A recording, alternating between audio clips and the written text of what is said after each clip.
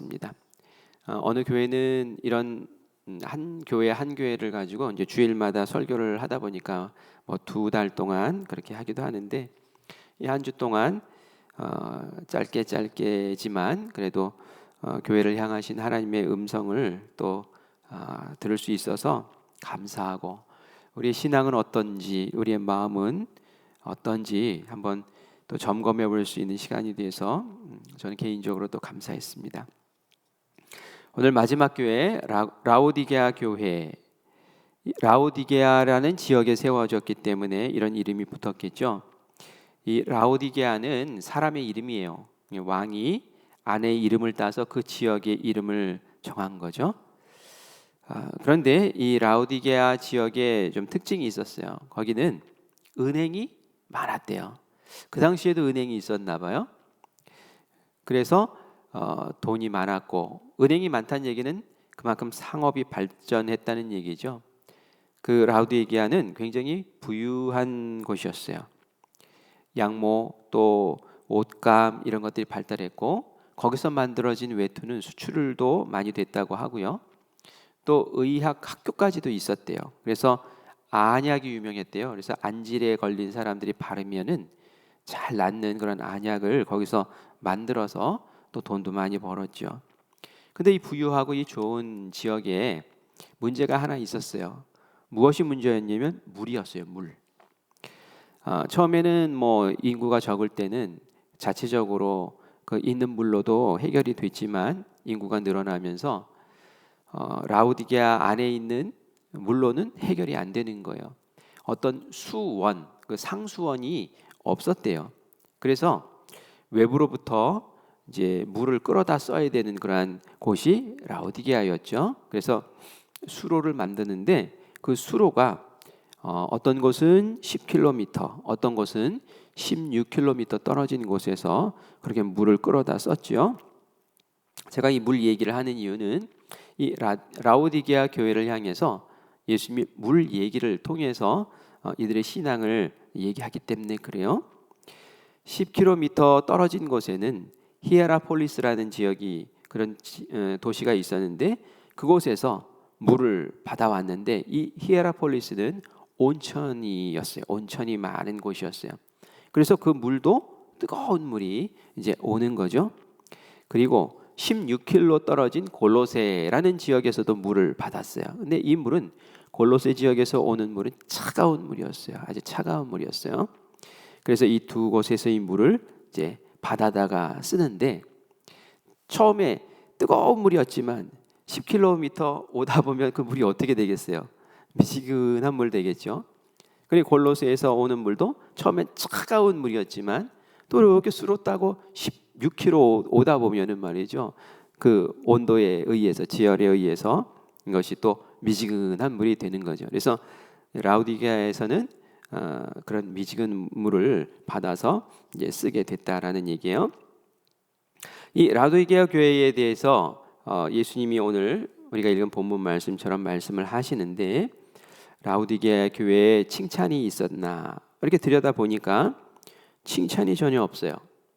사실 우리가 앞에 봤던 빌라델비아 교회는 책망이 하나도 없었던 교회였는데, 이 라오디게아 교회는, 바로 이어서 나오는 교회는 칭찬이 하나도 안 보이는 그냥 책망만 가득한 그런 교회다라는 것을 우리가 보게 됩니다. 그리고 그 책망이라는 것이 그냥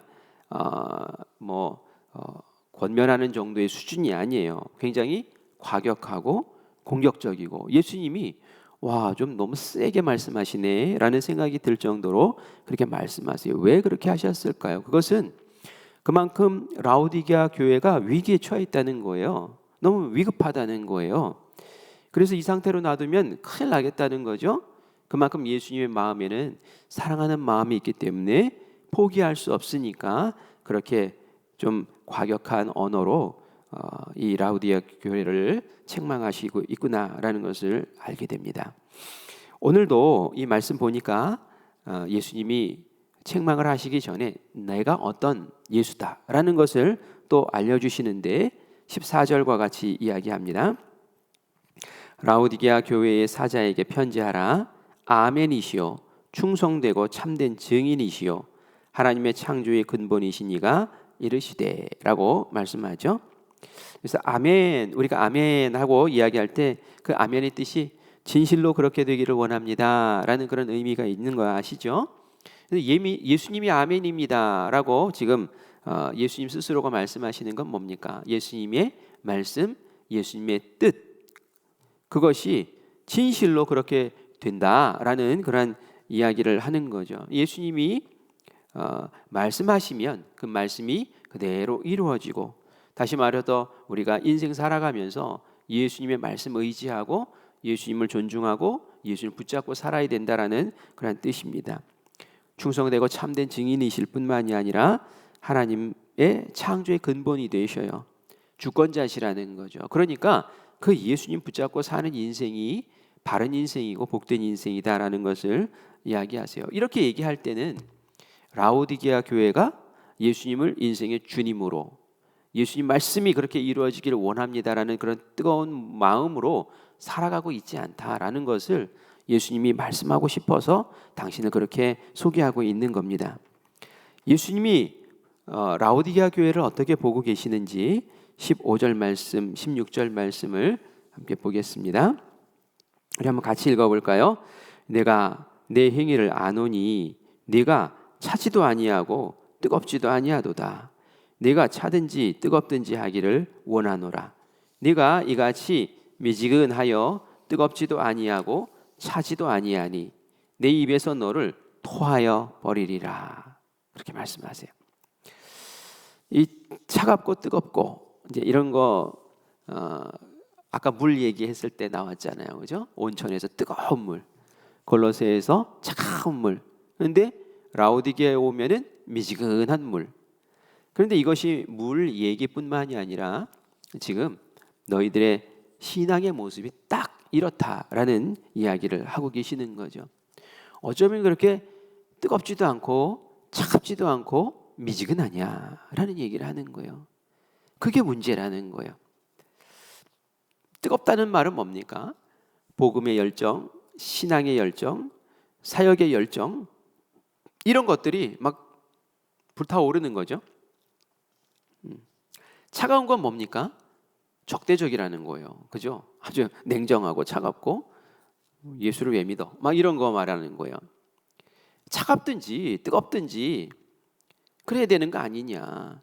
아주 뜨겁게 온전한 마음으로 정말 목숨을 다하고, 그죠? 뜻을 다하고 정성을 다해서 마음을 다해서 그렇게 하는 것, 그거 뜨거운 모습 아닙니까? 예수님 사랑, 하나님 사랑하려면 그렇게 해야 되는 거 아닙니까?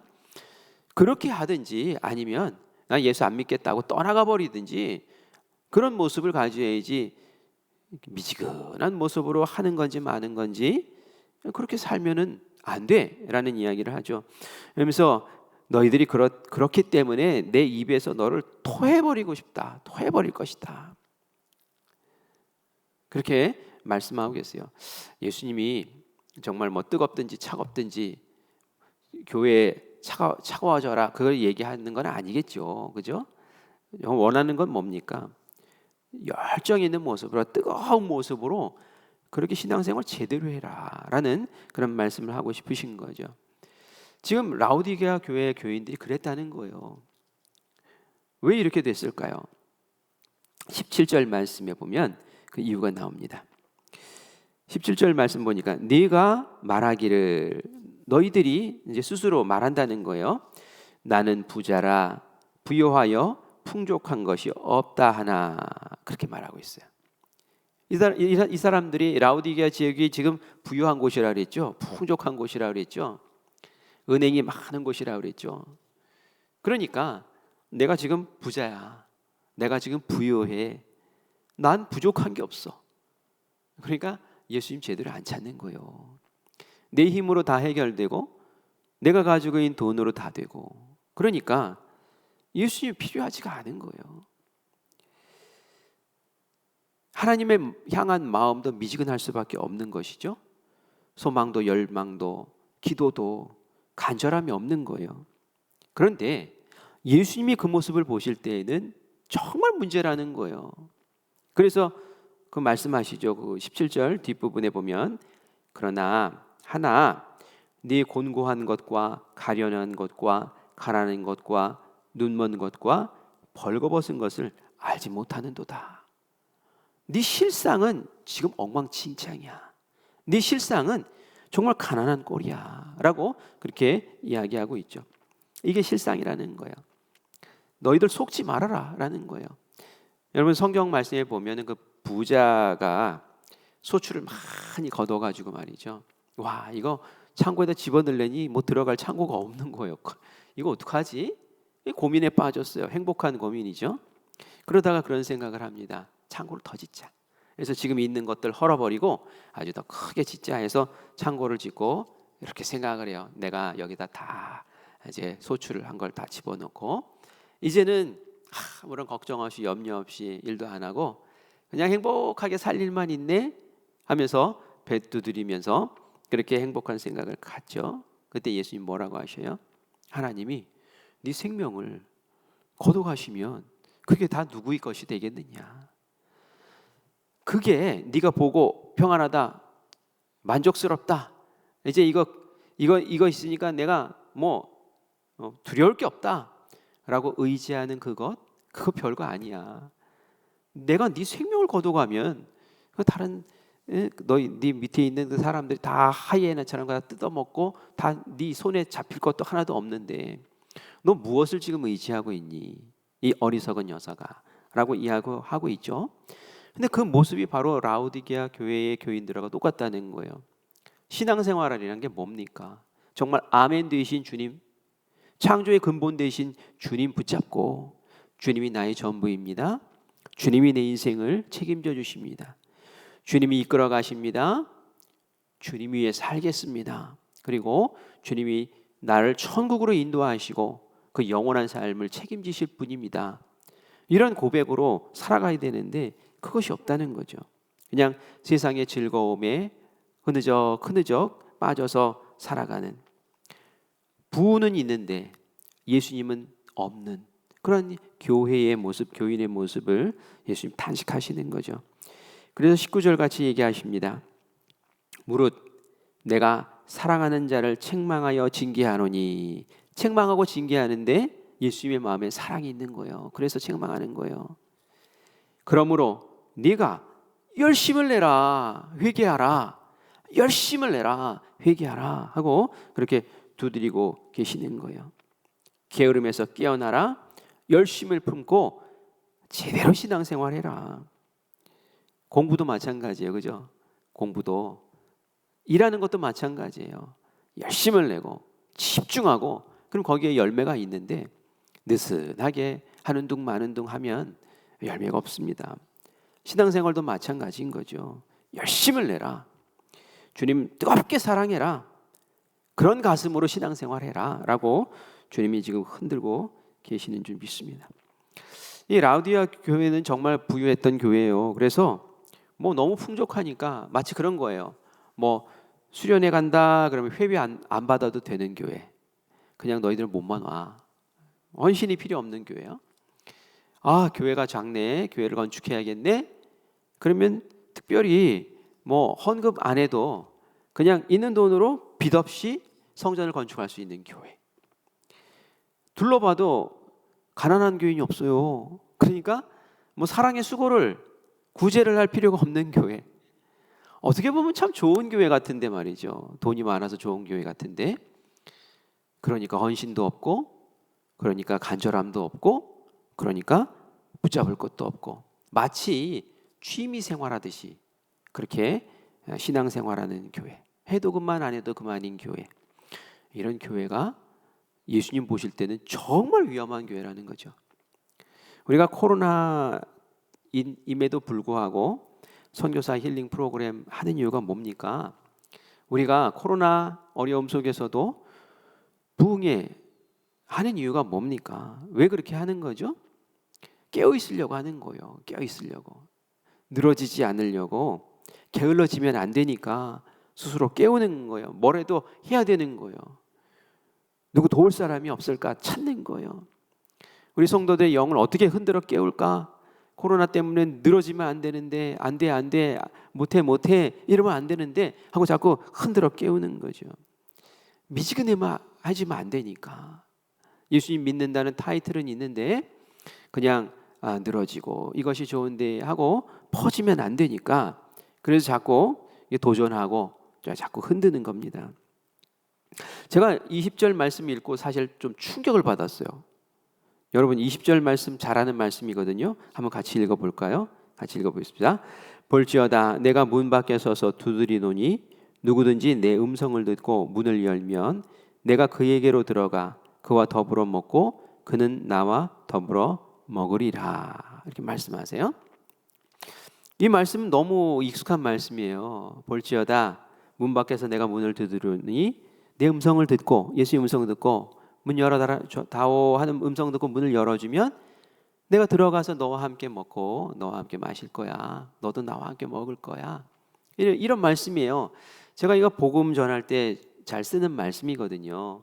복음 전할 때 지금 예수님이 영접기도 하기 전에 이제 얘기하죠. 마음에 들어가고 싶어 하신다고.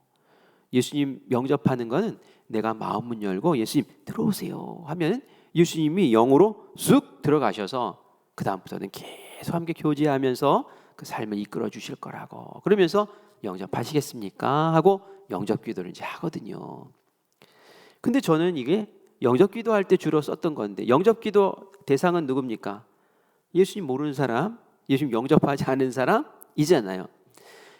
근데 제가 이 익숙한 말씀을 다시 이 본문에서 읽으니까 머리가 띵한 거예요. 가슴이 철렁한 거예요. 왜요?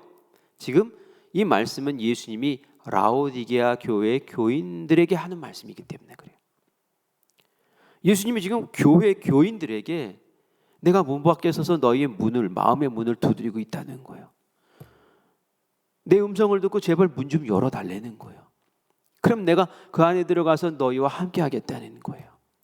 이 말씀 다시 들으면 뭡니까? 지금 라오디게아 교인들이 마음 문을 딱 닫아 걸고 그 마음의 중심에 예수님이 계신 거 아니라 내가 있는 거고 내 생각이 있는 거고 내 주장이 있는 거고 돈이면 다 돼. 돈이 권세야. 돈이 평안이야. 라고 하는 정말 예수님이 주인된 삶이 아니라 자기의 주장과 돈이 주인된 그런 교회를 지금 꾸려나가고 있다는 거예요. 그러니까 예수님이 이렇게 토해버리고 싶다라는 그런 말씀을 할 수밖에 없는 거죠. 다시 말해서 복음을 받고 예수님이 그 안에 들어가 계시고 그 삶의 중심에 딱 서시고 그 인생의 주인입니다라는 고백이 있고 그럴 때 예수님과 친밀한 만남이 있을 때에 그 마음에 그 신앙에 교회에 열정이 생기고 뜨거움이 생기는 줄 믿습니다. 바리새인이 외식한다고 예수님에게 책망받았잖아요. 형식은 있는데 알맹이는 없는 거예요. 정신이 없는 거예요. 와, 이렇게 해도 신앙생활을 할 수 있네? 라는 것을 이 말씀을 통해서 보면서 갑자기 섬찟해지는 거예요. 우리의 교회, 또 우리 교인, 우리들 중직자들은 어떤가? 그들의 마음의 중심에 정말 영원 예수님 정말 사랑하고 뜨겁게 사랑하는 마음이 있는가? 내가 이것을 좀 봐야겠구나. 내가 이것을 확인해야겠구나. 그래서 흔들어야겠구나. 깨워야겠구나. 이제 이런 마음을 이제 갖게 되는 거죠. 자기 만족하기 위해서 종교 생활하는 거 아닙니다. 그죠? 정말 예수님 사랑해서 그 뜨거운 열정으로 그렇게 설 때에 그것이 역사가 일어나고 주님께서 기뻐하시는 교회, 기뻐하시는 은혜의 백성들 되게 하실 줄 믿습니다. 자, 그럼 어떻게 해야 될까요? 시간이 많이 안 남았네요. 18절 말씀 예수님께서 알려주시는 방법이 있습니다. 이렇게 하라고 말씀하세요. 18절과 19절 같이 읽어보겠습니다. 내가 너를 권하노니 내게서 불로 연단한 금을 사서 부요하게 하고 흰옷을 사서 입어 벌거벗은 수치를 보이지 않게 하고 안약을 사서 눈에 발라 보게 하라. 물은 내가 사랑하는 자를 책망하여 징계하노니 그러므로 네가 열심을 내라 회개하라. 예수님이 예수님에게서 사래요. 세 가지를 사라고 얘기하세요. 뭡니까? 불로 연단한 금을 사래요. 금을 사고 흰옷을 사래요. 그래서 벌거벗은 수치를 보이지 않게 하고 안약을 사서 눈에 발라보게 하고. 다 라오디게아 지역에서는 뭐 쉬운 거죠. 그런데 이게 금 사라는 거, 옷 사라는 거, 안약 사라는 거, 이게 이 세상에서 있는 그것 사라는 것 아니겠죠. 영적인 의미가 있는 거잖아요. 불로 연단한 금. 다시 말해서 예수님 따라가면 시험이 오고 어려움이 오잖아요. 그 길이 좁은 길이기 때문에, 그 길이 세상의 논리와 다르기 때문에 그런 믿음을 너희들이 가져야 된다라는 얘기예요.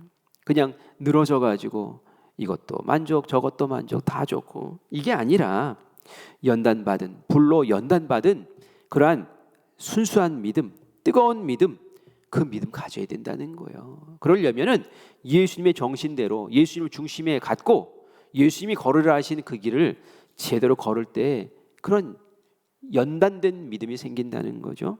그리고 흰옷사라는 얘기는 뭡니까? 윤리적인, 도덕적인 바른 삶 살라는 거예요. 세상이 가르쳐주는 정신이 아니라 그런 바른 삶을 살면서 너의 그 벌거벗은 수치, 부끄러운 것을 너희들 좀 가려라 라고 지금 말씀하시는 거죠. 그리고 안약을 사라는 얘기는 뭡니까? 안약 사야지 눈이 밝아지잖아요.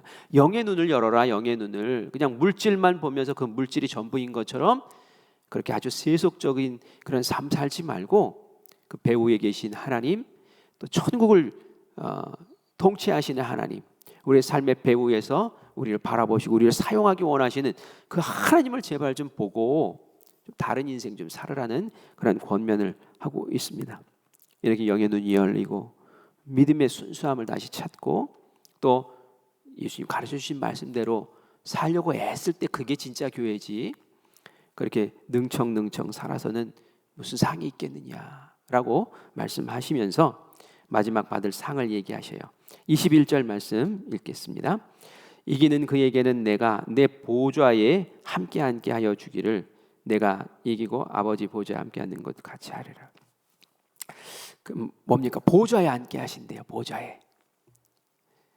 그 보좌는 통치하는 보좌 아닙니까? 예수님께서 지배하시고 다스리는 보좌 아닙니까? 거기에 내가 함께 앉게 해줄게.